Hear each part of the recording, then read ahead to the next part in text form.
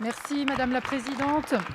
Monsieur le Premier ministre, la semaine dernière, nous avons assisté stupéfaits à une nouvelle manifestation de l'islamo-gauchisme dans l'enseignement supérieur. À Sciences Po Grenoble, où j'ai eu la chance de faire une partie de ma scolarité, 2 syndicats étudiants ont voulu anéantir ceux qui ne pensent pas comme eux. Ils ont affiché les noms et photos de 2 enseignants qui ont osé questionner le concept dévoyé d'islamophobie et ont appelé à un lynchage collectif. Cette cabale a conduit à la mise sous protection policière des professeurs pour ne pas revivre un drame similaire à celui qui a coûté la vie à Samuel Paty. Monsieur le Premier ministre, l'heure n'est plus aux dénonciations mais à l'action. Les élèves qui menacent ces professeurs doivent être renvoyés. Les syndicats de gauche, dont l'UNEF et l'Union syndicale Sciences Po Grenoble, qui sont les chefs d'orchestre de cette fatwa, doivent être immédiatement dissous puisqu'ils tiennent un discours de haine incitant à la violence. D'ailleurs, depuis novembre, à l'initiative de Damien Abad et Julien Aubert, nous demandons la création d'une mission d'information sur la culture de l'annulation et l'islamo-gauchisme dans le milieu universitaire.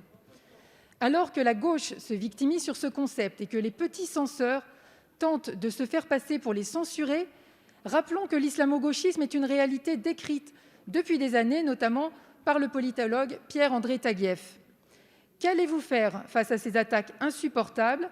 Allez-vous enfin dissoudre les syndicats étudiants qui propagent ces discours de haine et collent des cibles sur le dos de ces enseignants? Je vous remercie. Merci, chers collègues. La parole est à Madame Frédérique Vidal, ministre de l'Enseignement supérieur, de la Recherche et de l'Innovation. Merci beaucoup, Madame la Présidente, Mesdames et Messieurs les députés, Madame la députée Virginie Duby-Muller. Merci pour votre question qui va me permettre de rappeler la fermeté et l'engagement de mon ministère sur ces sujets. Fidèle à la position qui a toujours été la mienne, je condamne évidemment toutes ces dérives auxquelles nous assistons.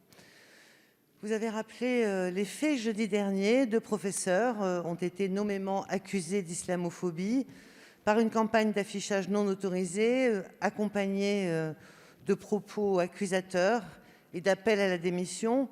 Une campagne malheureusement largement diffusée aussi sur les réseaux sociaux. Une enquête judiciaire pour injure publique et dégradation a été ouverte auprès du procureur de la République immédiatement par la direction de Sciences Po Grenoble.